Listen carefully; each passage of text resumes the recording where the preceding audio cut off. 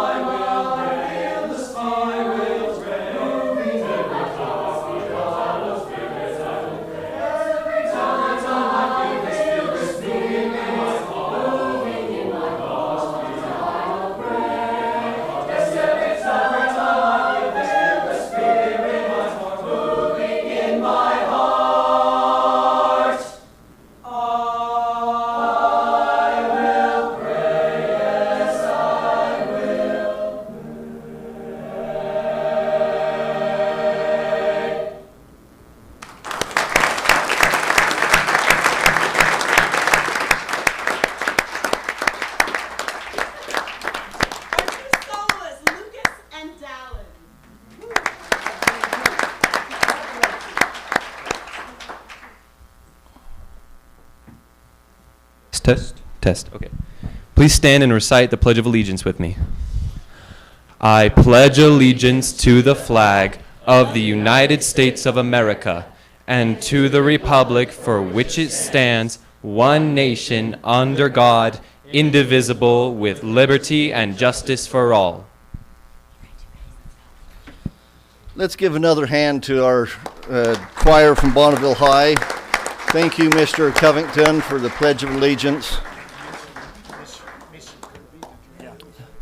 And Missy Kirby, thank you. Thank you for having us. We appreciate it. Do you have another one? I was standing at the Hooper Tomato Day Parade on Monday in the pouring rain, and here come the Bonneville High School marching band down the road. Everybody just drenched completely, but smiling as big as can be. It's good. Thank you. Moving on, board, we've had a chance to review the items on the consent calendar, and I'd entertain a motion. So moved. So moved. Second. Second by Janice. Any discussion on the consent calendar? All right. All in favor? Aye. Aye. Any opposed? Thank you.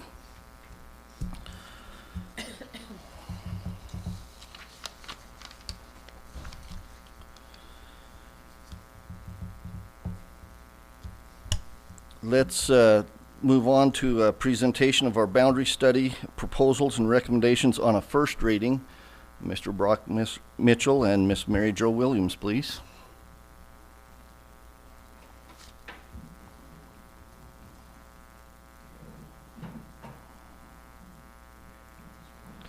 Did you just do this? You know, while they're just getting ready, we've heard that this is the largest boundary proposal change in the history of the state of Utah. We appreciate everything you guys have done, and everybody, that hundreds and hundreds of hours that have been involved with this, with the committees and the citizens and everybody that's been involved. It's a huge project. Thank you. Thank you. Board President, board members, and superintendent, I want to echo that, just the opportunity that Mary Jo and I had to work with these fine people on this process was meaningful. Hopefully it was transparent and gave our district stakeholders an opportunity to hear their voices, and we want to continue to provide those opportunities as we work between the two proposals, or two readings of the boundary. We're going to spend some time tonight going through the entire process, detailing out how the district committees reach the recommendations that are going to be put in front of you tonight, and hopefully meet the goals that we were asked to accomplish. As a reminder, the goals as a district committee started this process were to create attendance boundaries for Westfield High School, Mountain View Junior High, and the new elementary. The district committee was asked to then adjust existing boundaries to ensure that our schools fulfilled the journey of educating students by making sure that there is room for the students, understanding the capacity needs to be taken into account, enrollments balanced out to provide adequate class sizes for our teachers and the space within the school. Consider the programs of the schools. There are Title I schools, we've got dual immersion programs, we've got different programs that we want to make sure that we're not pulling from students that might benefit from those, and then prepare and present these proposals to the board while providing opportunities for that feedback along the way. This entire process was designed to follow policy 4151, which talks about the school attendance boundaries. When the district committee is formed to develop new boundaries, it would fall into one of three different boundary levels. Level 1 is when there are no students involved. This is when there may be a plot of land without houses that at some point may be built upon. The level 1 allows for that to be shifted into a different school's boundaries to accommodate that future growth. Level 2 is when a small number of students are involved. This is something where we've had a few of these in the past where there's just a very small impact, and the process still involves the principal, community councils, goes through the board and the superintendency for approval. And with the impact that's happening within our district now, we're looking at a level 3. And so this is something where it says here 2 or more schools are impacted. We are in the 20s of the schools that are impacted. So this is a very large process, and as a district committee, we recognize that and wanted to make sure it was done with fidelity and handled with the utmost professionalism if possible. As the committee was put together, district boundary teams were developed. In the case of this, there were 3 teams developed, one for the Weber High Cone, one for the Fremont High Cone, and one for the Roy High Cone. Reason being is because of how many people needed to be a part of each of those. For each school, from the high school, junior high, and elementary within those cones, there were 3 members of the district committee, one being the principal, one being a parent or community council representative, and then one being a member of the school staff. And combining those together, each of those teams had roughly 20 people. District-wide, across all 3 teams, there were roughly 60 district committee members whose impact and work helped get us to this point that we are tonight. For the district team, what they are looking to do is facilitate the school meetings. They receive, assess, collaborate with the school teams, bring the input back from the communities to start working as the district committee to prepare the proposals. They helped to host the open houses, which when we get to the timeline, we'll point those out. At those open houses, they again solicit the feedback, they gather that information, they put it together and disseminate it all to understand the concerns of the community and work within their school to make the adjustments for their recommended areas, and then work with the neighboring schools to find some compromise on the boundaries. And they help put together these recommendations that we're going to display tonight.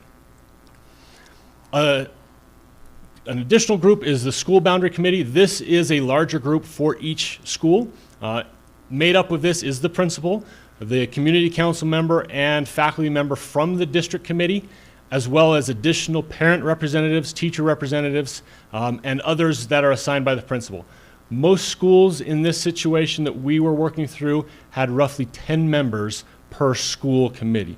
So looking across all of the school committees and the district committees, we had roughly between 250 and 300 community members across the district helping with this process. Our school boundary teams work within that group to take the input, develop the boundary proposals for their particular school, work with the district committee to gather the feedback from the district and make adjustments to their school, develop and recommend those scenarios, and help with the open houses as well. It is a well-oiled machine that we as a district committee had going throughout this process. It was impressive to see. The district committee laid out this timeline that details from when the initial board presentation was made last November, asking for this process to open, and listed out the number of district and school committee meetings that took place over the course of roughly the last 10 months. Over that time, the district committees met by cone, the Weber cone, the Fremont cone, and the Roy cone to hear the feedback. The school committees met in between those district committees to take the feedback and make the recommendations. Again, this happened once a month. In April, we brought the open houses together, and those committees helped facilitate those. We had 3 open houses in each area of the impacted communities and gathered the feedback in those areas. Throughout the summer, we added some additional meetings to make sure that the committees heard all of the input, the feedback. There were multiple school level proposals that were then brought back to those district teams to develop the proposals you'll see tonight. We are currently at the board meeting presentation. Over the next month after tonight, we'll continue as a committee to gather feedback, take any recommendations, and make adjustments before bringing it back on October 4th for the second reading with any necessary adjustments at that time. So this just helps give some information on how we've gotten to this point. One thing to point out is through the open house process, there were quite a few face-to-face interactions. There were quite a few follow-up emails to gather feedback, and there were 219 responses across the district commenting on the proposals that were put together at that time. Based on that feedback, additional modifications were made to the proposals and to get us to this point. There were a handful of things that we asked as the chairs of the committee that all committee members keep in mind as they work through this process. I want to spend some time on a couple of these to make sure you understand the thoughtfulness that went into it, and each of those team members as they put these presentations together. The first is the splitting of schools. In our district, there have been schools that are currently split in our boundaries, but it's limited. One thing that we as a committee tried to take into account is the fact, and I say this setting Snowcrest aside because they are not impacted in this study. There are 8 remaining junior highs and 4 high schools. For a long time, it had been easy to have a 2-to-1 split where there was a flow between cones. As we bring in 1 additional high school and 1 additional junior high, we're now looking at a 5-to-9 ratio. And obviously that doesn't go evenly. So there will be some split schools in this process. One thing that was recommended is we try to avoid, and the committees did a great job of this, three-way splits, because that's difficult. We want to impact the fewest number of students possible, and a three-way split, it has a greater impact.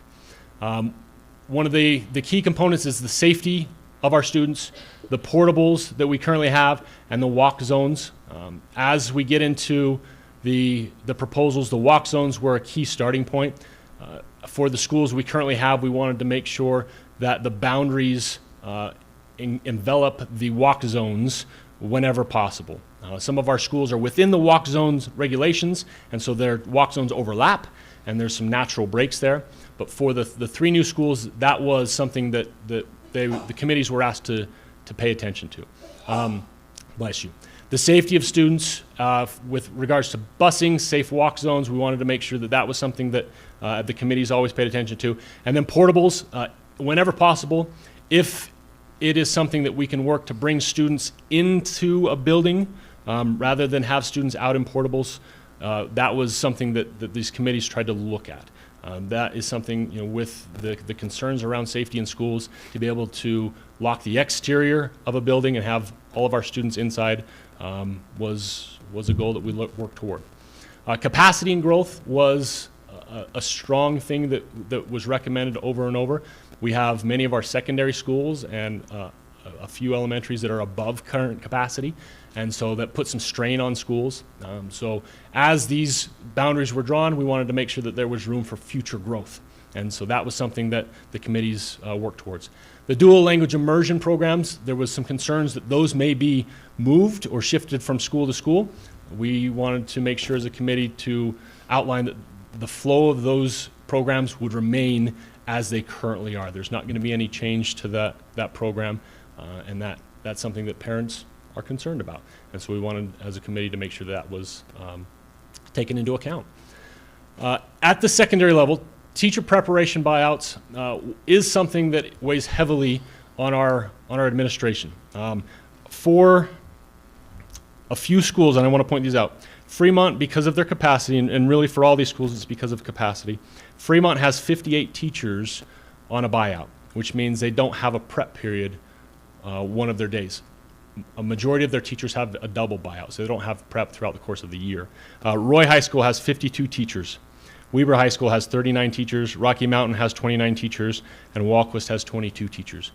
That's necessary because there is no space in the buildings right now to hire new teachers. They wouldn't have a classroom, and this is leading to teachers just being tired and burned out. So working with these numbers, capacity values, it helps us to be able to eliminate the need for buyouts and give our teachers the necessary prep time to take care of themselves and take care of their classes. Grandfathered students is something that was mentioned, and this brought up a lot of questions. Excuse me. Currently, in the policy, grandfathered students are students who have 1 year remaining at the new boundary school. So at the elementary, we're looking at current 5th graders who would be in 6th grade next year, current 8th graders who would be in 9th grade next year, and current 11th graders who would be 12th graders next year. Those students are, in the policy, granted a boundary to stay at their current school. And so that's something that the committee wanted to take into account as they worked through this process and looked at capacity. And then lastly, when a school is over capacity, they don't have the ability to take boundary exceptions in. And so there may be students who want to go to a different school outside of their attendance zone because of the capacity numbers. It's not something they are able to do. And so when the committee puts the capacity numbers where there is room for growth, it now opens opportunities for those schools to bring students in on boundary exceptions. One thing that was talked in many of these groups is there are going to be some places that are difficult decisions have to be made. One consideration is in those families that would like to attend a school that their boundary has been shifted, the space available in schools now will allow them to have that opportunity to still attend those schools because there is that room for growth. And that's something that the committee wanted to highlight. I mentioned walk zones as we went through this process just to make sure that everyone is clear on the rule. Utah State Code dictates these distances. So elementary students, if they are 1.5 miles from the school, they are within a walk zone. Beyond that, they are a bus student. For secondary, that goes to 2 miles. One common misconception is Google is not the determining factor of distance from the school. It is the distance from a family's front door in the middle of the road, directly from their front door, to the nearest entrance to the school property. And that runs the center route of the road to the school.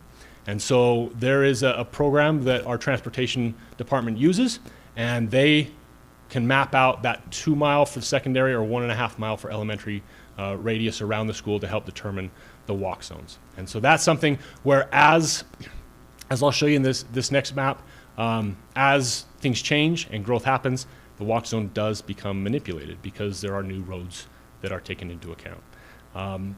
We always pay attention to railroad tracks, busy roads where it's not a safe walking route. That's where transportation steps in, and they become bus students even if they are within that walk zone radius. So the committees were asked to start with the walk zones for the 3 schools. Again, I want to emphasize that the purpose of this was to create the boundaries for the 3 new schools and then work outward from there. The key point on this, and this is just as an example, for Westfield, the dark gray is the walk zone, but the cursor is showing the railroad tracks. That creates an unsafe walk zone. So this dark gray above those tracks would not be in a walk zone, and they would be bust. And so those are things the committee was asked to take into account as they started working towards this process. As an example, this area here on this map, it's undeveloped. As the roads are put in here, this will start to look more circular because it falls within a 2 mile radius of the school on those developed roads. So the walk zones are constantly shifting. We try not to update them every year because it does create some flux, but as we start looking at these new schools, we know the growth is happening out there. These will be updated over the course of the next few years to facilitate the transportation of the students. This is the walk zone for Mountain View Junior High, and then the walk zone for the new elementary. So that was the starting point for the committee. Okay, I'm going to take some time to walk through the proposals at the secondary level, and then Mary Jo will go through the elementary. One key piece of information that I want to bring up before we jump into these, the committees across all schools, all cones, felt like as we work through this process, one adjustment to be made would be to use the Weber County, Davis County line as the southernmost border for the school district. Currently, our transportation department crosses into Davis County, into Davis School District, and picks up students and brings them into our schools.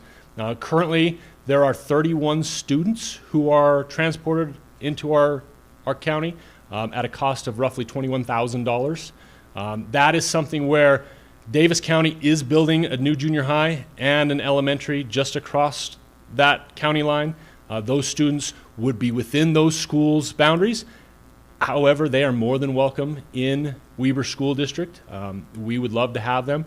It would be as a boundary rather than a bus student, though. And that's a recommendation in all of these proposals that the committees wanted to put forth. Okay, I'm going to walk through these proposals. So, yes. Can I ask a question, Brad? Absolutely. Just really quickly, or at least emphasize something. Anytime a student is a boundary student, the transportation is on the family. Is that correct? That is correct. That Okay. is correct. Thank you. And to piggyback on that a little bit, just because these are questions, with that grandfathered student, they're considered a boundary. Some of the contractual things in a school sense are the school rules, and if a student violates that school rule, they are at risk of having that boundary revoked. And so that's something that is important for those grandfathered students. I believe in talking with the principals, there is going to be a lot of understanding and grace. They are not, as principals, they're not looking to have students leaving their school. They want to support these students. They feel like if they are starting at their school and they want to be at their school, they want to support them through. It's important to understand that that is something that is within the boundary policy. Perhaps I misunderstood, but did you not say that the proposal would indicate that anyone starting 10th grade would be able to be grandfathered in? That is one of the proposals that are tied to this first one. Yes, and I will explain that as I get through that point. Yep, absolutely. So yes, Could I ask one question? absolutely. If these students that are grandfathered or boundary students, if they can get to a bus pickup area in a relatively at time when the bus is there, are they allowed to ride the bus? We have to go through our transportation. It depends on if there's space on the bus. In those situations, we refer them to transportation. They have numbers. Currently, in our situation where we are struggling to find drivers and to make sure that we have enough buses, we're in a difficult spot. If that situation were to change, I know transportation's willing to look at each circumstance. Thank you. Yeah. As we pull through these, we want to highlight the yellow. The yellow is the outline of the new school boundaries in each proposal. There are a few caveats that are going to remain consistent throughout each of these proposals at the high school, junior high, and elementary level. So we'll point those out up front, and then we'll point out the differences. So for Proposal 1, the boundary for Westfield, as it sits between Fremont and Westfield, runs along the tracks, not 12th Street itself. Okay, it's the tracks. This is one area that has been questioned. Why does it come down into this, what could be Westfield's area? There is a line of houses here, and the only way to reach these houses currently and into the future because of the land around it is from the north. Where this area does have students that are bused to Fremont, the committee felt that as they're picking up students in this north area, it would make sense to come down into this lower area and back up to Fremont. To be able to see the current versus the proposed, obviously this is a pretty heavy shift in the Fremont area. So as I back this out, you can see Fremont currently is a large boundary, and that cuts it there. Between Roy High School and Westfield, currently the black outline is Roy Fremont boundary. So you can see the change there.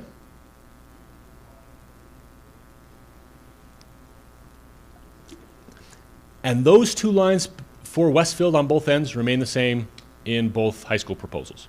That does not change. All right. So that is the proposed boundary for Westfield High School. I'll show some capacity numbers here in a minute so you can see where those numbers or where those schools start. The area that was discussed and brought up is between Fremont and Weber High School. As we put together the open house, the district committee made this as their initial proposal, and I'll show you the swipe of current versus proposed. So this is current. This is proposed. You can see it comes down 89 and into Harrisville. Again, I'll swipe that one more time. Through the open house process, through emails, we gathered a lot of feedback from the Harrisville area. There were a number of concerns that we, as a district committee, wanted to make sure were accounted for. A few of those included the fact that Harrisville felt that each district realignment, they were the pivot point. And so there was some frustration that each time that happened, they were put in the middle of it. There was also some concern that they had 10th graders who just this 2 weeks ago, started at Weber High School, and if this were the proposal that were accepted, would be shifted to Fremont next year. Through that feedback, in discussions across the committees, the recommendation was changed for the grandfathered clause. And what the recommendation was is that any student who started as a 10th grader this current year could finish through their graduation. And so that changed from current 11th graders through graduation down to 10th graders. And that would happen for all of our high schools. So anyone who started high school in one of the Weber School District schools last 2 weeks ago would be able to finish through. And so that is a recommendation that was made to be tacked onto this. What then came from some discussions with Harrisville was an ask of a second proposal. And so I mentioned the 10th grade grandfathered clause. There was also some discussion about modifying the boundary. So Weber High School, Fremont High School were asked to come together and look at some possible adjustments. And this is what was put together. So again, this is current. This is proposal 2. This takes and uses Highway 89 all the way down through as the boundary. And so that was the second proposal that was requested by those 2 schools. Now, what I think is important to point out for the 2 proposals is what does enrollment do. So in proposal 1, if you were to add 10th grade students able to finish, where we're at now is Fremont is 112%, Weber is 108%, Roy is at 103%, and then obviously Westfield is going to be opening. With proposal 1, Fremont goes from 112 to 73, and 75 projected 3 years out. The difficult thing is that's an area of growth. It's hard to know exactly what that's going to look like, but based on just movement of students through, they would end up around 75%.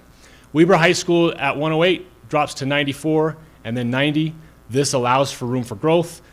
This allows, if those Harrisville families would prefer to get a boundary to Weber, that gives them that opportunity because they're under capacity. For Roy High, they're at 103. That drops them to 93 and then 90. And then Westfield opens at a relatively healthy 70% capacity. The unknown in this is how many of those 10th graders will choose to stay. So that's the difficult part. These, again, are projections. As we set those boundaries, we'll get a much clearer picture. So that's proposal 1. Proposal 2, if 89 was used, Fremont goes from 112% to 64%. Weber High, which is at 108%, goes to 103%. They still remain above 100% capacity, which does not relieve the strain on the teachers and the school itself. Fremont goes from our biggest school to our smallest school in the district. And that is a pretty hefty impact on the staff who our staffing follows our students. And so if we're losing a large percentage of our students, those staff will be impacted as well. And so as we look through this, we always want to do what's best for the students. That's the goal of this. But I also believe that our staff should be taken into account. Based on these proposals, the district committee is recommending proposal 1 with the 10th grade grandfathered clause to be the recommendations for the new high school proposals. Okay. All right, let me head to the junior highs. For the junior highs, the recommendation for the new school boundaries are outlined in yellow. I'll do the slide so you can see where the change is. So Walquist boundary, looking up at the north first, Walquist's current proposal is here. As I slide this across, you can see Walquist drops way down here. So Walquist has a pretty large boundary. Currently, roughly 85% of Walquist students are within their walk zone. So there are nearly 1,000 students at Walquist. They don't have a lot of room to expand out because there is still quite a bit of growth in that area. So that committee felt that it was best to keep it condensed down, but still allow room for growth. Down on the south end, utilizing the numbers from Rocky, Sandridge, Mountain View, that is the proposed boundary there. I will spend a little more time on this here in just a few more minutes. I want to go up towards the north and point out a couple pieces to consider. Currently, if I can draw your attention to this block right here, at the secondary level, this small block goes to North Ogden Junior High School. Okay? They are having to cross Washington. This is a bused area. It is outside of that 2 mile from North Ogden, so they are bused. But they are part of this neighborhood of Harrisville that's been impacted, that has been asked not to be impacted in the future. And the committees came together and started thinking if it were something that we could, as a committee, fix now and not have to impact that community in the future, it would make sense to shift that into Orion's boundary. That keeps this neighborhood intact. It uses Washington as a natural boundary. And so that is the one adjustment in the north part on the junior high level. Outside of that, well, let me go back. There are 14 students currently within that area. 7 of those students from this area already attend Orion on a boundary. The other 7 attend North Ogden. Ms. Patton at North Ogden is more than willing to continue to accept those students on a boundary up at North Ogden Junior High. Outside of that, there are no other changes to Orion. Again, we heard the Harrisville concerns.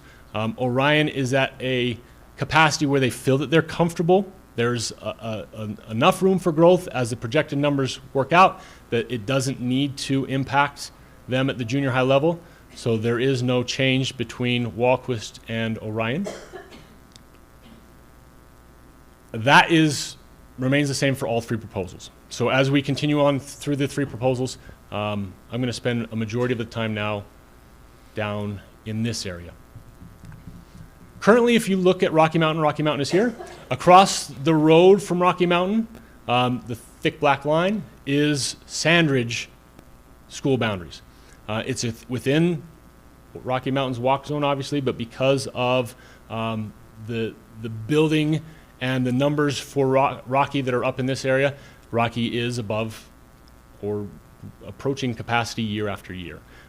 So the first proposal that committee came to the district committee with, along with working with Sandridge and Roy Jr., is to take that group of homes and realign them to Rocky Mountain.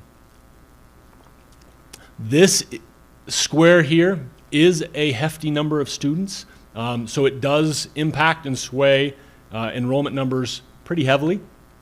And so it forced Sandridge to take a hit on their enrollment. That's why they moved up north into this area to keep them at a healthy number of students. And then one thing that is consistent across all proposals, if you notice, this area of Sandridge is shifted across to Roy Jr. This is 4800. For safety purposes, it's a relatively busy road, especially where you're looking in that part of the town. We want to make sure that we're taking into account that, and so it makes sense to have those students go to Roy Junior High. As we looked at this proposal as a district committee, one thing that came out right in this area is West Haven Elementary. This proposal takes West Haven Elementary and creates a 3-way split, which is one of the things that the committee tried not to do. And that was the only 3-way split that was identified. And because of that, there was enough feeling at the district committee level that Rocky, Sandridge, and Mountain View, to a certain extent, wanted to get together and see if there was a way to alleviate the three-way split. And that is what led us to Junior High Proposal 2. Again, everything from the Mountain View border north is the same as Proposal 1. So current Sandridge boundary comes across the road from Rocky Mountain. Proposed continues to go to that area. So these students would continue to be bused to Sandridge. With these changes, Rocky Mountain does move below capacity and does have room for boundaries. Currently, there are boundary students that do walk across the street to Rocky. This would continue to be the case if this were the boundary that was accepted. Again, this lower area is moved over to Roy, and this keeps all of these schools at a healthy level. As we, as a district committee, proposed this, let me go back. At the open house, Proposal 1, Proposal 2 were both proposed. So there was feedback on both of those. Proposal 2 was the one that received the most positive input through the online collection form, through emails, through face-to-face conversations. There were some concerns brought up by the West Haven community for this boundary proposal. One thing I want to point out is in Sandridge's current boundaries, the area across 21st Street, or across I-15 on 21st Street is going to, thank you, is going to Sandridge. It continues down. This is a little bit of an industrial area, so there's not a lot of students impacted, but this is a highly transient area.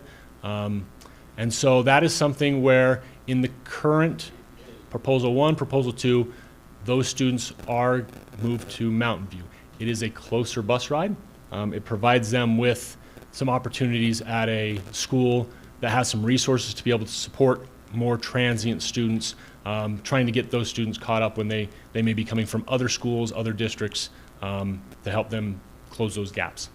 The reason I point that out is that in the third proposal, that will be something that I'll point out. The area of concern where we're hearing from the community is this area. I did that again. Is this area, I'll follow with my arrow here. That area shared some concerns that ranged from the fact that they are building homes with the intention and understanding that Mountain View would be the junior high they'd be assigned to. The fact that this is West Haven City, and West Haven City should go to a West Haven City school. There is some concern of the academic grades and outcomes at Sandridge Junior High. There are a lot of discussions that were brought up, and I think those are concerns that parents absolutely have. As far as distance, it does not flow. There's a very small, and I'll kind of outline it with my mouse, this little curve is where the walk zone does cross in. So it has a very small impact in the walk zone currently. These students, whether they're going to Sandridge or to Mountain View, would be bused students. One thing to consider, and this is from different members of the district committees, these students, if they were to attend Sandridge, would have the ability to get boundaries to Mountain View. These are students that have a little more stability and may bring resources to Sandridge to help raise the level of that school. And students and parents, because of the numbers, would have some flexibility and some choice at which school they would like to attend. As we looked and talked earlier, the cone concept gets a little tricky here. So I want to pull up and show the third proposal. So as I'll flip back and forth between 2 and 3. This is 2 at Sandridge. I don't know what I did there. I apologize. There we go. So this is 2 at Sandridge. That same area is going to Mountain View. Okay? shifting the focus up into this area. In Proposal 2, they're at Mountain View. In Proposal 3, they're at Sandridge. So those are the two main differences. One thing to take into account, again, I'm on Proposal 3. As I slide and look at these proposals, current Sandridge and Proposal 3 Sandridge are exactly the same, with the exception of this lower part that I pointed out earlier of Sandridge losing those students. So in Proposal 3, Sandridge is a decreasing enrollment school. There is not a lot of room for growth, and so it would have a difficult time getting back to a position to sustain where they're at. This does allow some room for growth in this proposal, and again, gives those families opportunities to choose. One thing to consider, where they talked about keeping the West Haven community together, we currently have West Haven city students within Sandridge's boundary and attending Roy High School. So that isn't something that would be new. That is something that is in place and has been in place for quite a while. The final piece to this that I want to point out is, as this proposal was put together, the intention behind it was to try and keep cones together. And so the families that were putting this together, they would have attended either Canesville or West Haven Elementary. Canesville currently is a Fremont boundary school, which would become a Westfield boundary school. West Haven Elementary is a Roy boundary school. Those students would go from West Haven to Mountain View to Westfield, and the Mountain View to Westfield was the piece where they wanted to see some cone consistency. The concerning piece to that is, as we look to the area that's impacted on the other side of this proposal, these students would go to North Park, which is a Roy Cone school, Sandridge, which is a Roy Cone school, and then Sandridge to Westfield, which is in a separate cone. So the argument being made with cone consistency completely violates itself in the same proposal. And I don't believe that committee saw that at the time. That has been something that we've talked about as a committee since, but it's hard to going forward, keep the cone concept because of what I mentioned before with that split that's in place. So with all of that being said, at the junior high level, I want to just quickly show enrollment numbers to help see where we're at. So in all three proposals, North Ogden Junior High remains where it's at. Like I mentioned, there's that very small impact, 14 students, really, because 7 already attend Orion, we're talking 7 students. They stay roughly at 85%. Orion is at 104%. They do drop to 100, down to 94. I know that's a higher count. This is something that as we project out and we see the movements, it actually ends up being a little bit lower than that. And that school can handle it. There's still some open rooms available to be able to move things around. Walquist is currently at 101%. They would drop into the 80s. There's still a lot of growth going on there. There's that S-curve area, and there are a number of homes going in there. And so to be able to have room for growth at Walquist is necessary. That is right across the road from Walquist. Trent, can you go back for me? Sorry. I asked Brian if it was 600. He corrected me in another setting that it was 1,500. 1,500. Thanks, Yeah. Brian. And then for Roy Junior High, as they gain that small amount from Sandridge, they go from 82 to 84%. Obviously, that's our most recent new school at the secondary level. It has some room. It can handle those students. And then safety across 4,800 is important. To look at the three proposals, and I'll make this quick. Rocky right now is at 98%. They would go to 75% in Proposal 1. Over the course of time, 72. Obviously, there's growth out there. It's really difficult to predict, but our numbers as those students move through shows that. Sandridge is at 88. It would go from 76 to 67.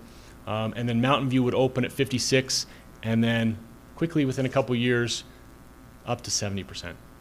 In Proposal 2, Rocky's at 98. It moves them to 67, 67. Again, plenty of room for growth. Sandridge is at 88, moves them to 85 and 73, which is a healthy number for a school like Sandridge. And then for Proposal 3, Rocky stays at 67 because that did not impact their boundaries. Sandridge goes from 88 to 79 to 62. Again, there is not room for growth in that area. That's a disturbing trend of what could happen there. And then Mountain View in this case opens at 61, moves up to 78. This is an area, has a ton of growth. 78 would quickly balloon over the course of the years and make it difficult to continue to have there and put us in a situation where we may be looking at a boundary adjustment again to rebalance things. So with that being said, the district committee would propose to the board that Proposal 2 for the junior highs be the proposal accepted as we move forward.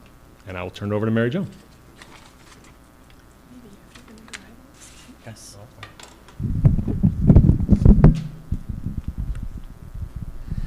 Okay. So as we talk about the elementary proposals, there are 3 items that we just need to keep in mind. One of those goes back to the same thing that Brock talked about with the small piece up in Harrisville.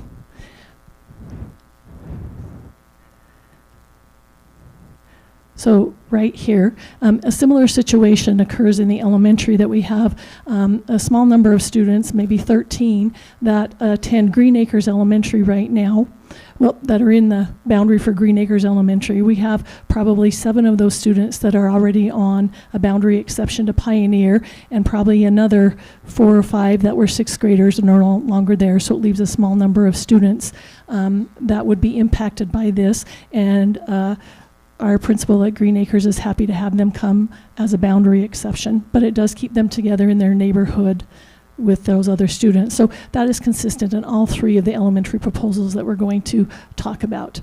Another consistency has to do with the boundary between Far West Elementary and Plain City, and it's very, very minimal. If you look right here, thanks Brock, that's been adjusted slightly. And that is also in all 3 of the elementary proposals. The other thing that is going to be the same in all 3 of the elementary proposals is the boundaries for the new elementary school. They do not change. What you will see change is the impact it has on some of the other schools that are next to the new elementary, and then of course a ripple effect as those numbers are looked at for capacity as we try to balance those and make sure that all of our schools are healthy. So this is boundary proposal number 1. It's the first one that our committees looked at and came up with.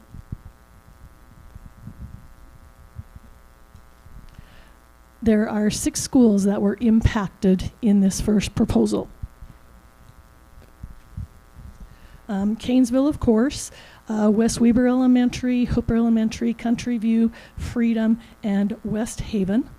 One of the things to note in this is that the percentage of students from Freedom Elementary drops from 95% down to 63%. This is a possible concern with the immersion programs. We need a large number of students to make sure that those immersion programs can be run successfully. And if you notice, there are some non-contiguous boundaries that we just want to point out here. So the blue right here is part of Midland Elementary, so we bus those students up to Midland Elementary. And then the 2 green pieces right here, we bus those students over to Municipal Elementary. And this is something that was brought up by the various committees, that if we're in the middle of a boundary adjustment, that might be something that we wanted to look at. So in proposal number 1, we have those non-contiguous boundaries, and then we have 6 schools that were impacted. Now, as we move to proposal 2, as many of you are aware, in Roy City, 5600 is being worked on right now, and is going to be moving from a 3-lane road to a 5-lane road. So that brought up some safety concerns, because at Roy Elementary, we have students who cross 5600 to get to school. So the committee looked at creating a proposal that would make 5600 actually a boundary which they felt would be advantageous for the safety of our students.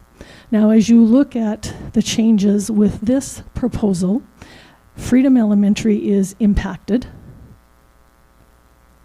They run on the bottom side there of 5,600 according to the map. Municipal Elementary takes the students who used to cross over and walk up to Roy, and we bus them to Municipal. And then you see an adjustment with Roy Elementary that they've gone up to the north and they've gone over past 3,500 in that triangular piece that used to be Municipal also. So as we talked and received feedback from the community stakeholders here, some of the feedback that we received was that they felt like if the Hawk, which is a big flashing light there next to Roy Elementary, was left in place after 5,600 was finished and became a 5-lane highway, and that the crossing guard remained there, that they felt like it would be a safe place for their students to cross. So, with that being said, and also there was some concerns about the congestion in the parking lot for Roy Elementary, there was a third proposal that was actually created. But before we move to that third proposal, we've talked about the changes for Freedom Elementary, we talked about Municipal, we talked about Roy Elementary. Above Roy Elementary, you can see that Midland would be adjusted a little bit, and Valley View Elementary would be impacted also, and so would North Park. So Valley View would lose some of the area above the tracks, which would go to North Park, and then North Park would lose some of the area in their lower boundary, which would then become Valley View. So those were created in Proposal 2, and you'll see some of those similarities in Proposal 3 also.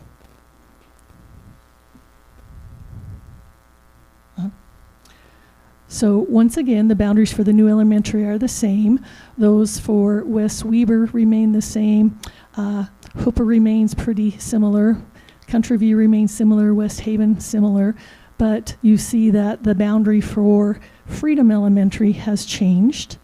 It now goes up and is squared off a little bit right there. Roy Elementary has stayed fairly similar, except they have taken in that one piece that was bused to Municipal Elementary right there. But they lose the piece over by the tracks, which now becomes Municipal. And then Midland changes a little bit. You can see they're squared off there in that top right-hand corner. And then, of course, North Park and Valley View remain the same also as in Proposal number 2. We feel like Proposal 3 does provide a balanced enrollment for our students, and it does take care of some of those non-contiguous boundaries so that they're now contiguous there. So at this time, the district committee recommended that Proposal 3 is the one that was presented to the board.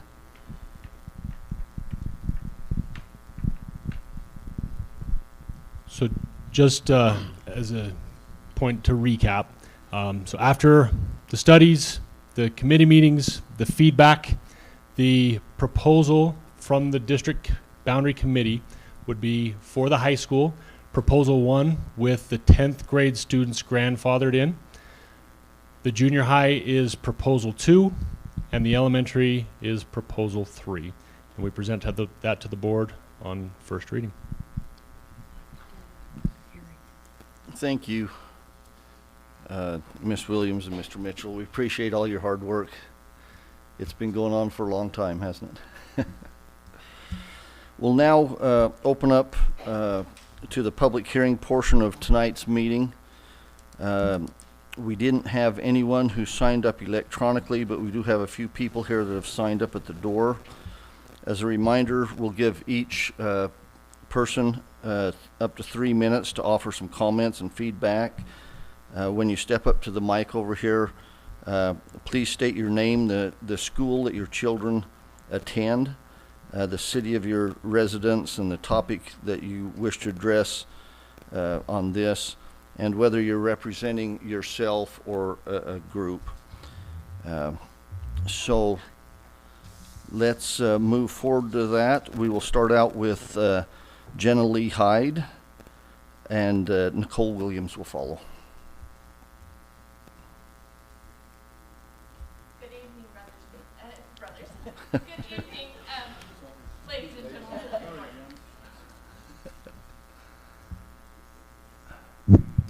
As he said, my name is Jenny Lee Hyde. I am a parent of 3 boys at Roy Elementary, and I have a daughter at Roy Junior High. So I have been in the community and the school for a while.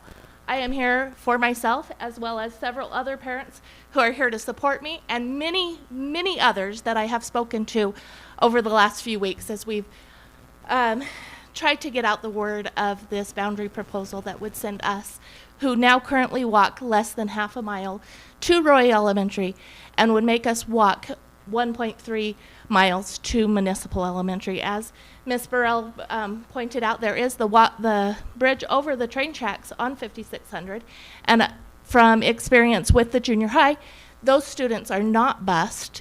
So I'm assuming that because we have that path over that bridge over the train tracks, that the elementary kids would not be bused as well. Because I have been in the community for so long, I walked students to school before the Hawk Light was put in. And we walked on 5600 from 2950 to where the crosswalk is. And that little bit of 5600 scared me as a parent, walking beside the street. It was as scary, if not more scary, than actually crossing the street. Since the Hawk Light has been put in, they have also put in a sidewalk down at 5725, which allows us to not walk on 5600. And since the Hawk Light has been put in, I have not had a single concern of my students walking to school. The Hawk Light is an amazing thing, and it lets the parking lot flow. It lets our kids cross safely.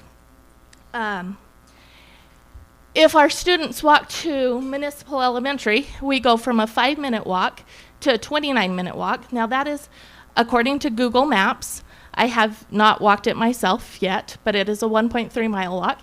And if you've ever tried to walk 1.3 miles with a 6-year-old, you know it's going to take more than 29 minutes. And that is in the heat, the cold, and we appreciate UDOT and their plowing of the roads and such, but the sidewalk's not going to be a priority of getting shoveled. And so our kids would be walking 1.3 miles on an unshoveled sidewalk, because we know that's not going to be the top priority when it snows. Many of the families in our area are low income. We are a Title I school, and many of the parents that I know, their kids walk themselves to school because the parents are already gone to work. And so to say, well, if you don't like the weather, go ahead and drive your kids to school, that's not a possibility for many of the parents in our neighborhood. I walk my students to school every single morning, and so I have talked with as many parents as I can as we are walking to school. I have talked to the parents who walk and the kids and see how many kids walk without parents, because they don't have that option. And Thank you. I'm kind of, Yeah. okay. Thank you. Thanks for your input.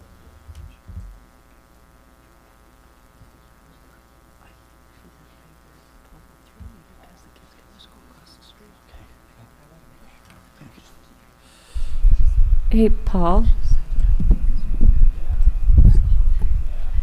Hey, Paul. Sorry, right here, So- Mimi. Can we I heard a ask? voice from Yeah, that sorry. place. Can we ask the parents to say which proposal that they're in favor of? Okay. Okay. So thank you. Thanks. I'm short. I'll stand on my Yeah. It's fine.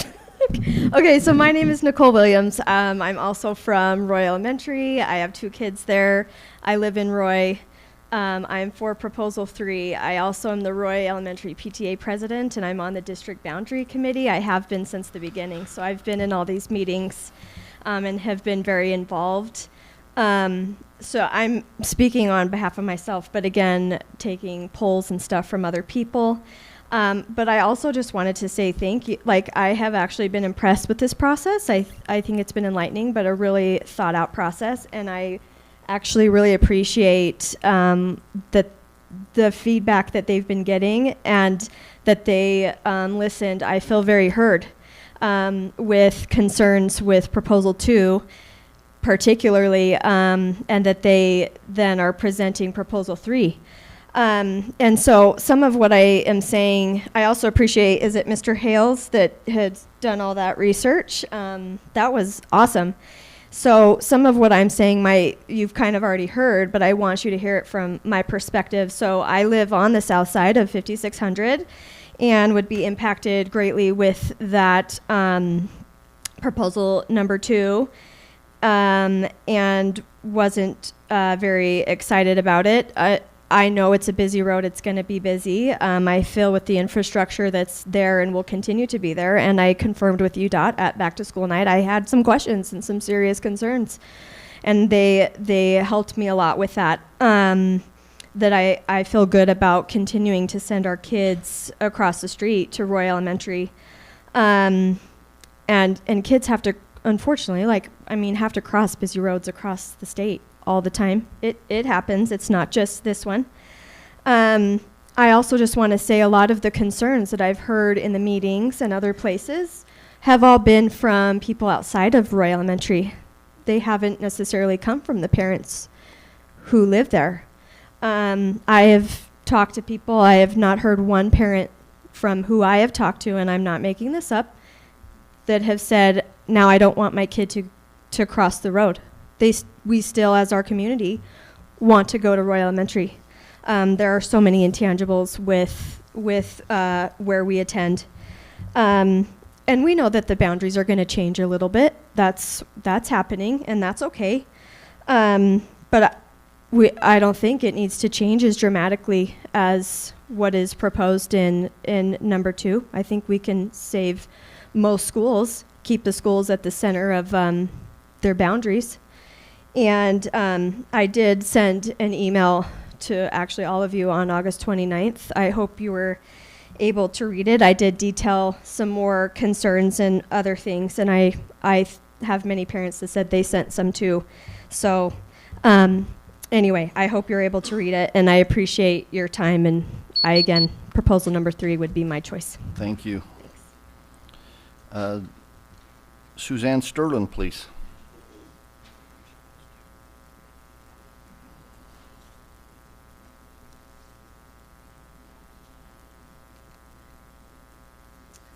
Hi, my name is Suzanne Sterland. I live in Hooper. I've been on the on the elementary for Freedom Elementary Committee, the Roy Junior High Committee, and the Roy High School Committee, and then I also serve on the district committee for Freedom Elementary.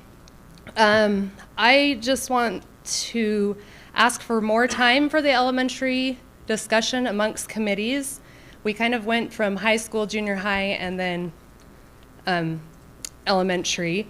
We had our proposal number 1 has a lot of those contingencies, and we kind of fixed those, moving into proposal number 2.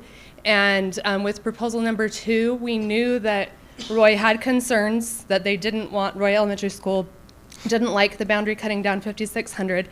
And with proposal number 2, we did meet all of the committees together, and were able to talk and agree and go back and forth with each other. But with proposal number 3, that came during the summer.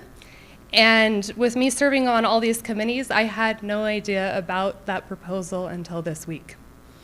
So I feel not all the committees were able to give a say to proposal number 3. Now, looking at proposal number 3, I don't know the whys of where boundaries were drawn, and it did adjust Freedom Elementary's boundaries. But we had no say in that, and I feel like not all the schools in Roy Cone had a say in proposal number 3. So it is concerning to me that that is the one that has been brought and proposed to the board. So that is why I'm asking for just a little bit more time so we can meet and we can hear why they were drawn. And I may agree with proposal number 3 by the time I hear, but I do think we need a little bit more time so all the committees in the Roy Cone can be in agreement, because there is so much of a shift in the Roy Cone. So I wouldn't say I would agree to 1, 2, or 3 by any means. I do think 2 is good if you're thinking for the safety. It is going to be a very big road there on 5600, and as you know, 3 people have been hit with a crossing guard being there. So that was a concern overall with all our committees for that, but I do hear Roy Elementary and their feedback as well. So I do think we need more time with proposal number 3 to work it out and make sure all committees are in agreement with proposal number 3 or make adjustments to that. And that's all I have. Thank you. Thanks. Tonight, we're just voting on to accept the proposal, so Sure. it'll be another full month. That's fine. So that'll give some time. I just hopefully, felt to like help you out. should know that Okay. we haven't had the time, Thank and you. not everyone knew. So thank you. Thank you, appreciate it. Deanne Chaston, please.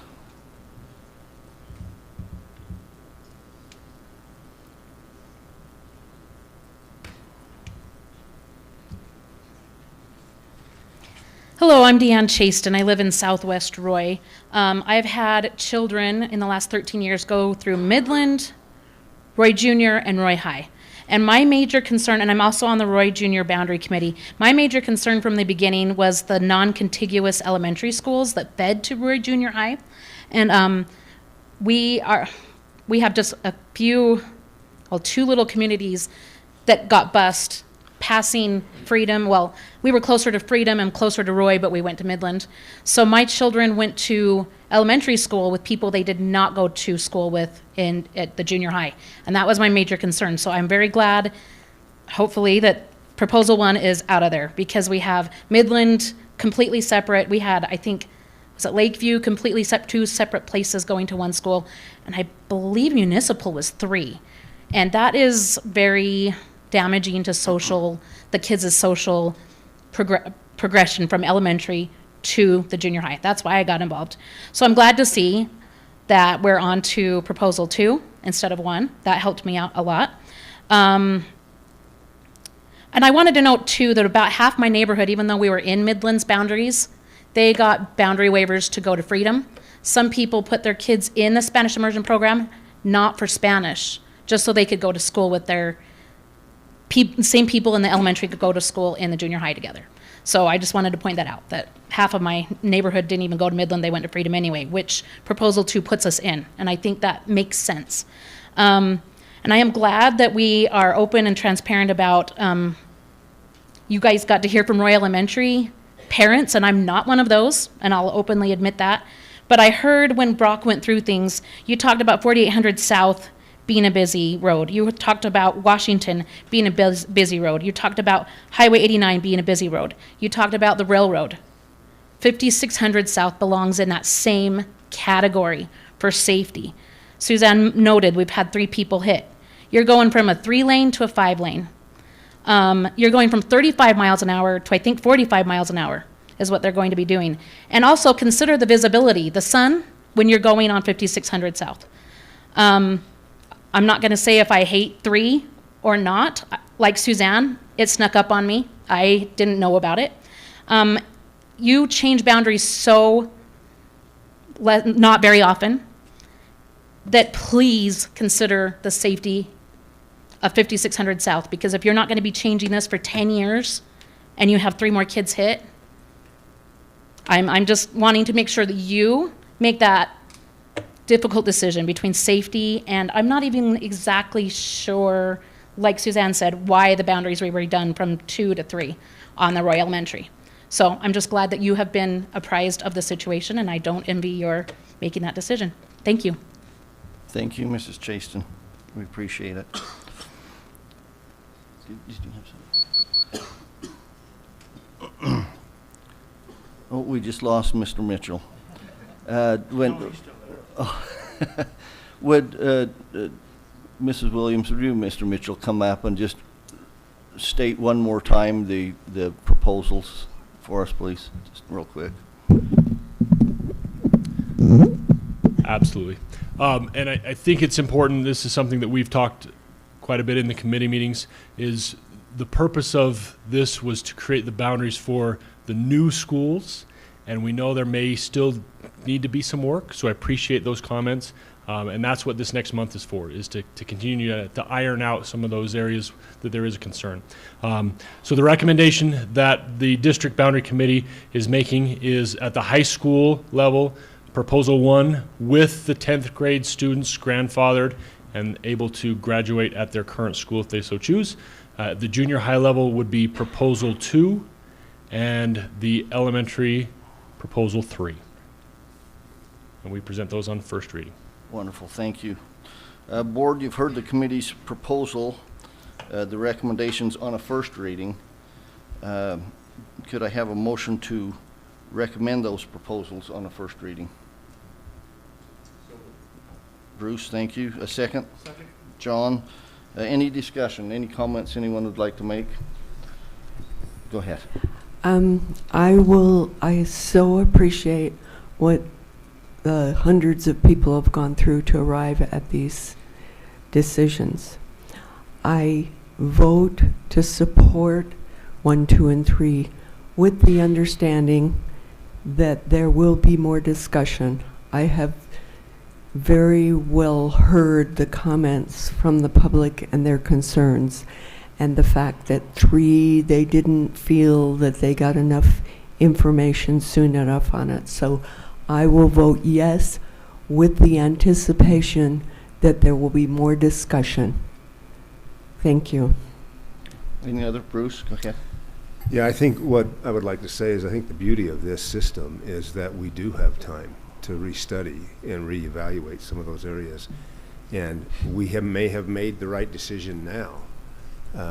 We may find that, and we may also find that there needs to be a little bit of an adjustment. But I think the beauty of this is that there is the time to do that. So we appreciate the public outcry. We appreciate, and I shouldn't say outcry, but the input that has taken place, and we look forward to the rest of the time that we can come together and make something that's equitable for the children, the staff, but most importantly, the children. Can I make a quick Sure. comment? Just a Please. quick thing that I would like to have assured, and I don't know that you can ever get this assurance, but I would like to know that the hawk is going to remain in place. That would be a really important thing, and I would want some kind of commitment on that. UDOT says yes, but do we have a commitment as far as in writing? I want a firm commitment. And also, I would want from Roy City a firm commitment that they will go forward with the crossing guard, because we don't have any control over those 2 items. So those would be 2 things. And then as far as the junior high, I would want to know what might happen for those first entry 9th graders who are in first entry situations. So those are questions that I have, but I'm very much in favor of the 1, 2, and 3 at this point, but with those caveats. Any further comments? John? So Jan, I've been in some of the UDOT meetings with Mr. Hells, as well as the other committee on the UDOT. Now, having lived across the street from Roy Elementary for several years, and being the past fire chief in Roy City for the past 12 years, I understand that road extremely well. And the number 1 on every meeting, and we've pushed it from our end, is kids' safety. Every time. We've run a myriad of ideas and plans to UDOT, and UDOT's been receptive. Now, I've been in contact with the mayor, Dandoy Roy, and we are guaranteed a crossing guard. And we've been to UDOT, and multiple times, Mr. Helps can reiterate this, that the hawk will stay there. It may change slightly depending on how the road comes together, because they don't have it, but it's not going anywhere. The biggest issue is you've got sidewalks that are being removed, which is part of our safe walking distance that we did when I was the fire chief. That's a concern. All right, so they've looked. I've got to tell you, thanks, Brock, your committee, Mr. Hells, everybody who's worked on this for 10 months. Because I know I've been looking at it from a city perspective for a long time. And Mary Jo, yeah. And so the high school, the new high school, the new junior high, I'm not pushing it off. I got grandkids that are going to those when they get open. But at the same time, my concern was the safety of those kids at Roy Elementary that my So, kids went to. I just want assurances. I don't want a gentleman's agreement on that. I want a firm assurance. Yes, there have been people hit on 5600, but there have also been kids hit crossing the roads parallel to 5600. Or, well, yeah, as they're walking on the sidewalk, Yes. the perpendicular roads.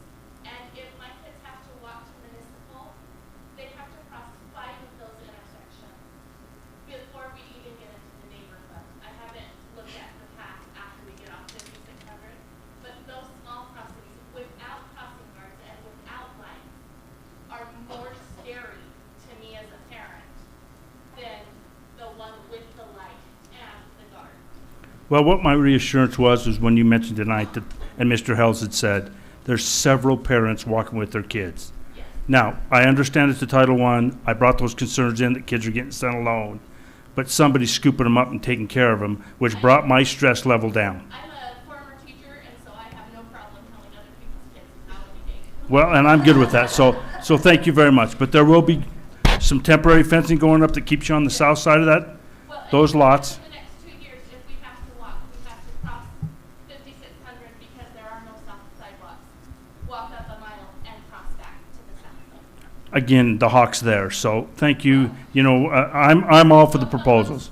Good enough for now, it's good enough for later. Well, that's the issue. It's not going away, and if we don't move these boundaries in 10 more years, if I had my girls going to Municipal from across the street from Roy Elementary, that doesn't sit right. They already were bused from where I'm at now to Municipal, similar to what's going on, and I'm further south now, west. So I appreciate everybody's work. We're not going to make everybody happy because it's a biggest move they've ever done.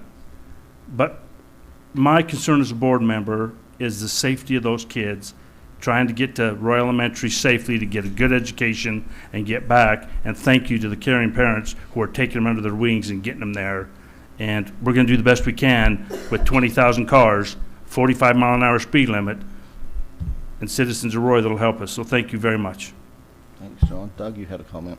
Just thinking out loud real quick, if we went with proposal 2 for the high schools, would that keep Weber High 6A and the rest 5A? Potentially, is there an issue with UHSAA? I'm just thinking out loud, Bonneville right now is 5A, and there's some additional travel costs that would help if we're all 5A for competition, as well as travel costs and expenses. The difficult thing, and this is where Matt Williams is going to be working with UHSA as we move forward. The UHSA says that any school has to lose 40% of their enrollment to petition to move down in between classification realignments. Currently, Fremont would be very close to that, and so the discussion is yet to be finalized, but that's where we're looking. As we, as a committee, started looking at Weber High, to get Weber High to the enrollment where most 5A schools are, it would take going up into Pleasant View, taking out a much larger number of students, which didn't make sense to balance out. So I'm just looking, and having gone through as a principal myself in the past, that realignment and the way that UHSA works, I'm not sure it's going to be possible to get Weber to that point.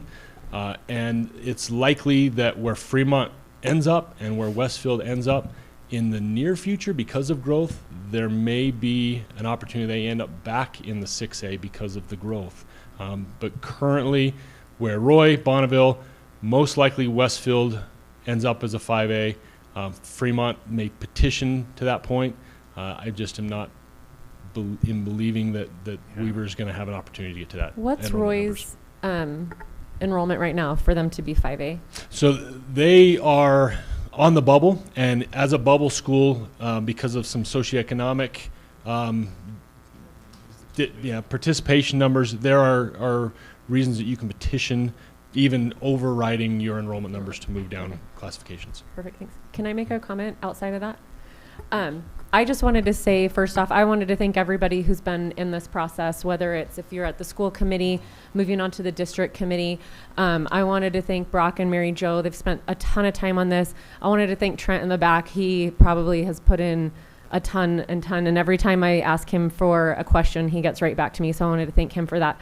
I'm over the Weber area, the Harrisville, North Ogden, Pleasant View, and I know that we didn't have any people commenting from that section, but I just wanted to say that I feel all of the pain of all of our Harrisville community members who are in favor of proposal number 2.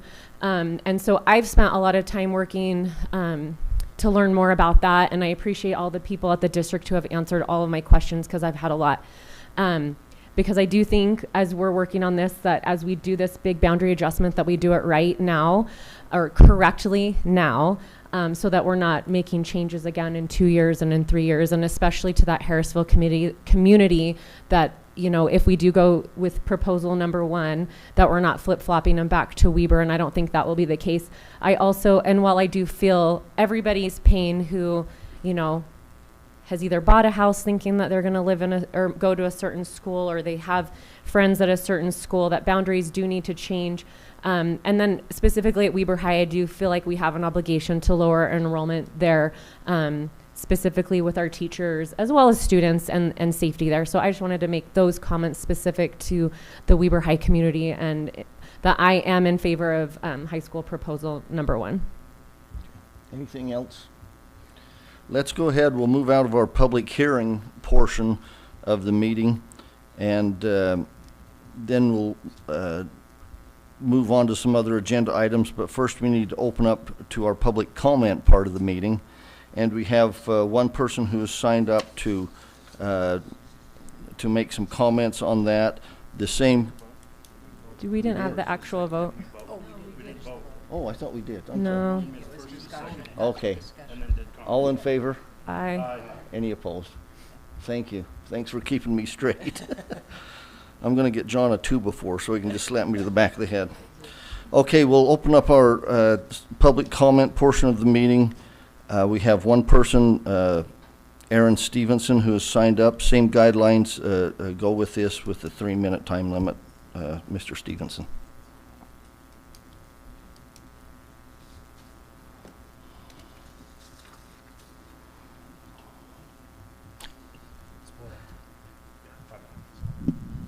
Hi. This is not about the boundary. Is that okay? All right. Correct. So I just took my, Aaron Stevenson, Ogden. I got 2 kids, one in Orion, one at Weber High School. So I just took my daughter to Weber about 2 weeks ago to do the open house thing, whatever.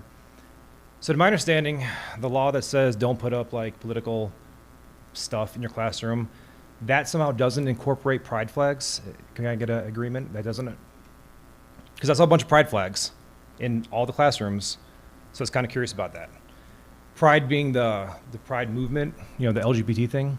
So apparently that's not considered political. Well, this is the 3rd thing now. So last year, my kids heard that America's a democracy, which is not, so that's a political statement from a teacher. And they've heard other things like America's economy is good because it's got a lot of money. And whatever, this is not gonna get fixed unless, I think, you know, there's some kind of talk to the teachers to please get them under grips. Because as a parent, I now have to start kind of being a little bit more extreme with my kids. So for every day that they hear something degenerate or left, or they see pride paraphernalia, they will be watching 5 minutes of like Nick Fuentes, just to balance them out. So please have the teachers knock it off, take the flags down, and just please teach. Because coming from the East Coast, this whole thing is gonna get way, way worse with the teachers. So please get it under wraps now, because this next generation, they're not as calm as everybody else. They react pretty quickly. That's why I'm saying these things now. So, cool? Thank you all. By the way, great job tonight with the proposals. Love the choir when you guys began. So, good work. Thanks, Mr. Stevenson. Okay, we'll close our public comment because we only had the one, and we'll move into our action items on our agenda.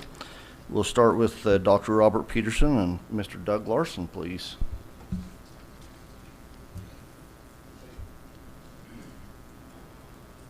Thank you. Is my mic up?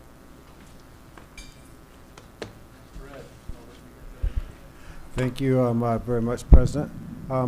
We discussed this in our board study session, and basically before you is an interlocal agreement with Marriott Slaterville to sign a to enter into a CRA agreement.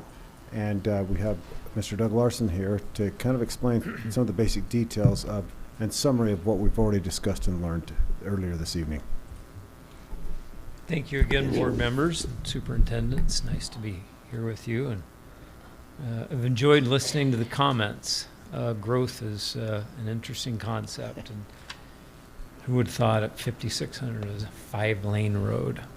So anyway, summarizing. So again, here on behalf of Marriott Slaterville City, we're asking the Weber School District as a property taxing entity to participate in what the Utah Code refers to as a community reinvestment project area plan. That's essentially an exercise in our city as a reinvestment agency. That's a title that the code provides, to participate in sharing a portion of new property tax that will be generated from development in a specific area within Marriott Slaterville City. This is a roughly 98-acre project area boundary that's been approved by the city's reinvestment agency. This area is just south of 12th Street and east of I-15, again about 98 acres. The current taxable value, property taxable value within that 98-acre boundary is $8.1 million. We anticipate after 10 years that taxable value will increase from $8 million to $25 million.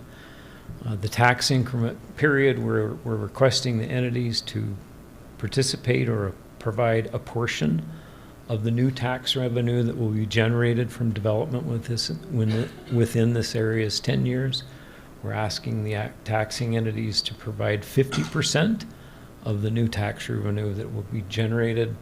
We estimate over that 10-year period, tax increment coming into the agency will exceed just a little bit over $1 million. The purpose of the tax increment is to support investment in new public infrastructure.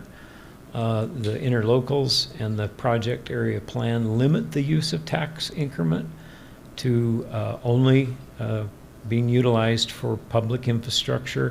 In this case, we'll be installing a new sewer line along 17th Street in harmony with a road project that will begin next year. Additionally, we'll be installing new secondary water lines, and as well, Bonavista Water will be also installing new culinary water lines. We've estimated our infrastructure costs for sewer and secondary at just over $1 million. The benefits, some of the benefits that come from partnering on this project, the primary developer is in step with a commitment from the city and partnering with the taxing entities to invest in public infrastructure now as opposed to later. Primary developer has agreed to move forward sooner than later, starting as early as next year, expanding an operation that's been in existence in Ogden for approximately 100 years. That one development will create 75 to 100 new jobs, and again, we anticipate local property tax base will go up to $25 million after 10 years. A big piece of this is getting rid of septic systems and replacing those with sewer lines. Again, 10-year, 50% participation.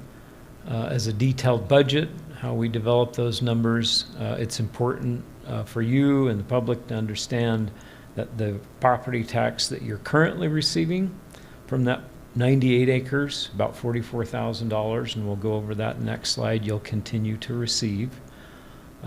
We're anticipating the assessed value of that property to increase as detailed in this budget. You can see we start out at $24.2 million. We go up to $25.3 million in 2029, and we start depreciating. The depreciation is involved because a big portion of this taxable value is personal property. Over the 10-year period, we anticipate the Weber School District will, as a taxing entity, provide about $620 $613,000 to the reinvestment agency. You will also be getting $613,000, and that's again if our numbers are right and the assessment comes out that way. The interlocal agreement that you have in front of you caps the amount of money at $613,000.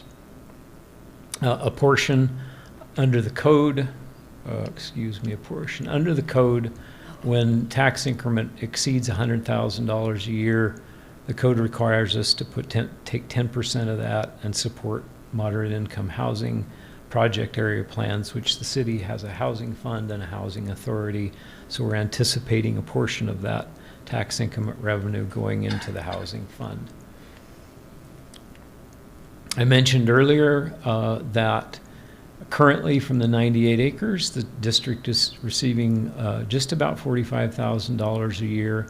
The new revenue on average over that 10-year period, we anticipate some $61,000 in new revenue each year across that 10-year period. So the base revenue, what you're getting now, plus the new revenue, $106,000 over that 10-year period. At the end of that period, we anticipate $136,000 compared to the $44,000 that you're getting now.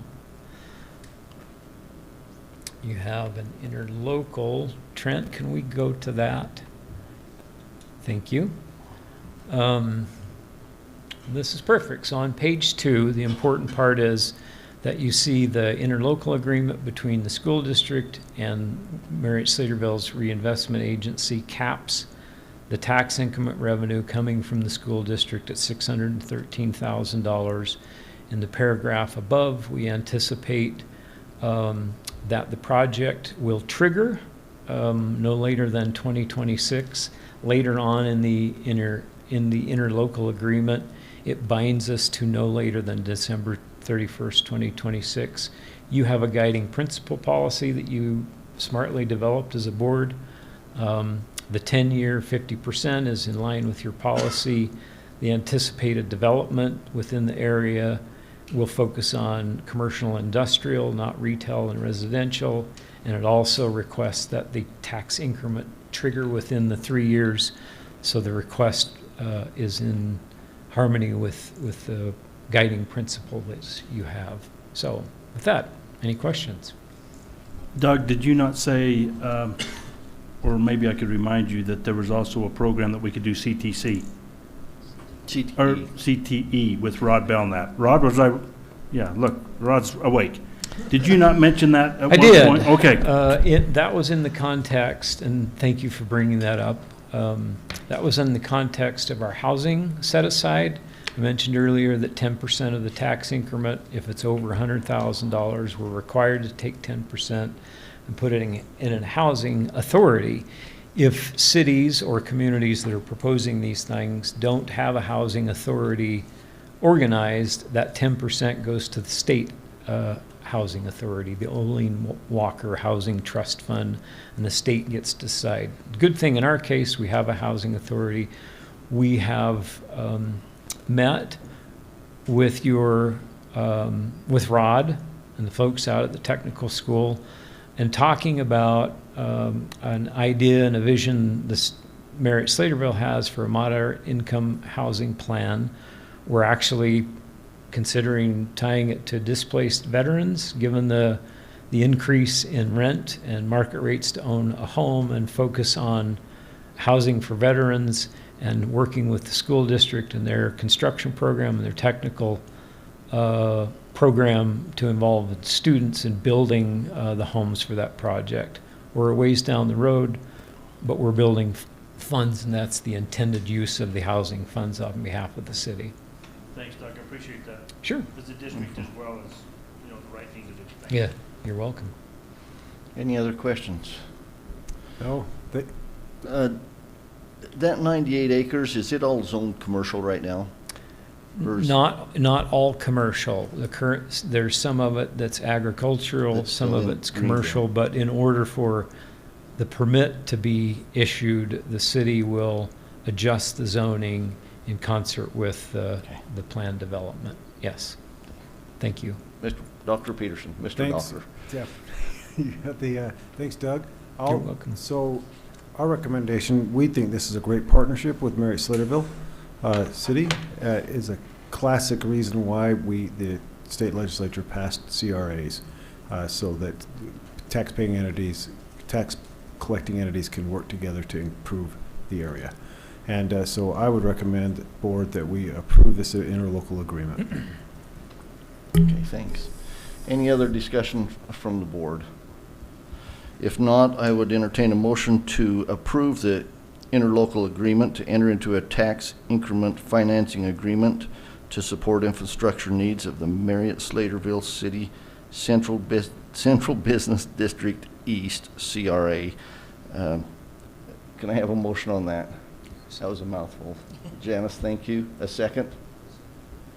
Bruce, thank you. All in favor? Aye. Any opposed? Thank you.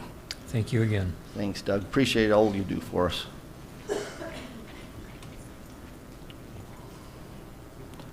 That's a tongue twister for a kid like me. Let's move on to our next item, approval of revised policy 5300, school search and seizure, on a second reading. Heidi Alder, please. Good evening, board president, superintendent.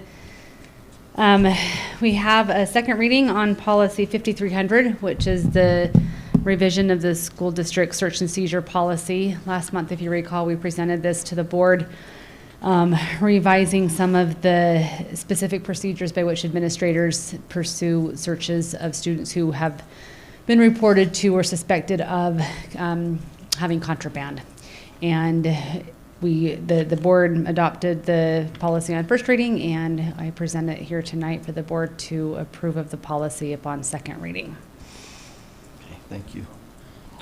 Any comments? Did anybody make comments since last month? There were actually, yes, and thank you for asking. There were a couple of comments in presenting to administrators and school resource officers. There were two changes that were made that were in your draft presented. One of those changes had to do with specifically articulating that school resource officers are not administrators for purposes of searches. We had listed that they're not part of the administrative team and trained on that piece, but one of the SROs in the room suggested that we articulate that very clearly in the policy. And then another change was made to the section, and I apologize I didn't have this marked, involving a provision that initially allowed an SRO to be present and guide administrators in searches that are only about an administrative violation, not a crime. And during that same training with our school resource officers and administrators, the school resource officers requested that that be taken out so that they are not put in a position where they're giving any kind of verbal guidance or direction to administrators during a search that has nothing to do with a criminal conduct. They may be present in the room, but they wouldn't be guiding or directing that search in any way, which we thought was a very wise suggestion. And so we took that, and I apologize, I can't find the exact reference, but I will email it to you, and that's the other change in the policy. Thank you. Any other discussion, board, on that? I would entertain a motion to approve revised policy 5300, school search and seizure, on a second reading. Jan, a second, please.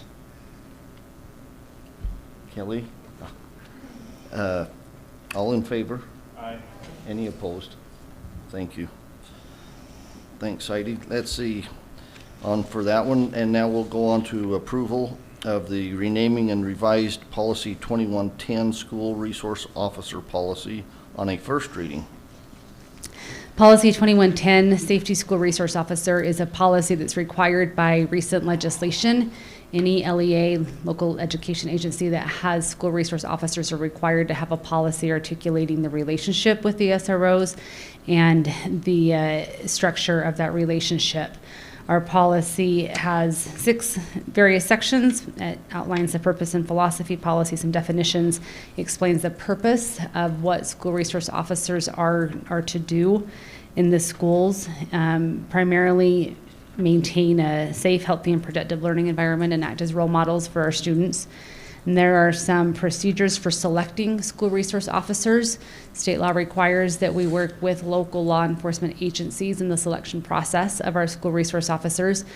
Our SROs are employees of the cities or the county that we're working with, but we do have a say in whether or not they are working well in the schools, and per the policy and the interlocal agreement that we'll address in a moment here, the administration can provide feedback to those agencies about how the SRO is working out in the school. The final section includes some key provisions of the interlocal agreement. The interlocal agreement is much more extensive, a lot more detailed in nature, and the policy includes some of the provisions that are required in the agreement by state law. And that is the extent of policy 2110. We propose the board adopts this policy on a first reading. Okay, thank you. Any discussion, board, on that one? I'd look for a motion to approve renaming and revise policy 2110, school resource officer policy on a first reading. Kelly, thank you. Second, Janice, thank you. All in favor? Aye. Any opposed? Thank you. And we'll continue on with approval of school resource officer contract and partnership with our law enforcement agencies. Heidi and Lane. Yeah, if it's okay, Lane's given me the go-ahead to continue since I'm up here anyway, talking about SROs. We have been working with our local law enforcement agencies to enter into an interlocal agreement to have SROs in our schools. We have had SROs in our schools for years and years, and our previous agreement came due in April, May, and so we've been working with the agencies to revise and fine-tune the interlocal agreement, which has much of the same provisions. Some aspects of state law have changed with regard to responsibilities and rights and roles of SROs and students and administrators, and those are articulated in the policy, or excuse me, in the interlocal agreement as well. This interlocal agreement is an agreement that is a 3-year agreement, renewable, or that can be terminated by either party, either year, at the end of any of those 3 years. And at the end of this term, we will then look at the agreement again and determine whether we want to continue the relationship with our law enforcement or look at other ways to keep our schools safe. Alrighty, thank you. Any discussion on that one, board? I'd look for a motion to approve the school board, or the school resource officer contract. So moved. John, thank you. Second, Jan, thank you. All in favor? Aye. Any opposed? Thank you. And one last one. Approval of a revised policy 8400, video usage, on a first reading. Yes, this policy is being presented to you tonight because it is outdated by about 20 years. And we have teachers and school media specialists that have asked that we revise the policy to implement the practice of what teachers are using in their classroom with regard to ratings of their videos. The policy, of course, allows for short clips to be used for instructional purposes, and the use of full movies to be used sparingly and only in instances of rewards or entertainment in again, very limited circumstances. The policy had indicated that elementary schools would only be allowed to see rated G movies in full or in part. And as time has evolved, the teachers that provided input and requested that the policy be revised indicated that a lot of the shows that they use in elementary schools, either in a short portion or in full, are rated PG, or they would like to be able to show some PG movies, many of which are Disney movies. The junior high movies are limited in 7th and 8th grade to G and PG, and only allowed PG-13 for 9th grade students. Again, this is either in short portions for instructional purposes, or if the students have earned a movie day or the end of the school year for entertainment purposes. In high school, rated G, PG, or PG-13 rated media may be provided and may be used. Again, in any of these instances, the policy clearly prohibits any clip or any film that contains vulgarity, indecency, nudity, excessive violence, and profanity. And then movies or short segments rated R or NC-17 will not be shown in any schools, elementary, junior high, or high school, or at any school-sponsored activity. With that, if the board has questions, I'm willing to. Any discussion on, go ahead, Janice. I think that it's intriguing that they could show a PG-13, but it couldn't include all of those things. Those things are what establish it as a PG-13. So. No. The discussion surrounding this topic involved many of the stakeholders that utilize the movies, and I think the response that some might provide is that sometimes movies are rated for the maturity of the theme and not necessarily specific scenes that have nudity or vulgarity in it. Any further discussion?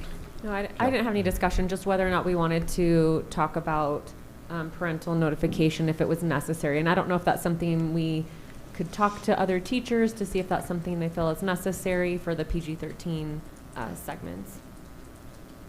Certainly, this is just a first reading, so during this next month, we will welcome comments. As we do, the policies are all posted on our website with a place for the public to comment. And certainly, if any of you board members receive comments from the public, if you would please pass those on. Those who worked on this policy will receive those and review those. If anyone on the board, of course, has suggested changes or modifications, please, we can review those and present any suggested changes at the next board meeting. Wonderful, thank you. Any other discussion? Okay, board, I'd entertain a motion to approve the revised policy 8400 video usage on a first reading. Kelly, thank you. Second? Jan, all in favor? Aye. Any opposed? Thank you. Okay, thank you. Thank you. We'll see you again next month. That's right. Okay, at this time, we have the need to go into a closed session. This is a strategy session to discuss pending or reasonably imminent litigation and discuss the character, professional competence, or physical or mental health of an individual. Dr. Peterson, will you conduct a roll call vote for us, please? Yeah, just if you are moving to go to a closed session, say yay. If not, say nay. Kelly Larson? Yes. Jan Burrell? Yes. Bruce Jardine? Yay. Janice Christensen? Yes. Douglas Hurst? Yay. John Ritchie? Yes. And Paul Whittison? Yay. Very good. Thanks, everyone, for coming. We appreciate your involvement and your comments and for being here. We'll try and get the air conditioner fixed sometime before April. That was not a construction project. We were doing roads.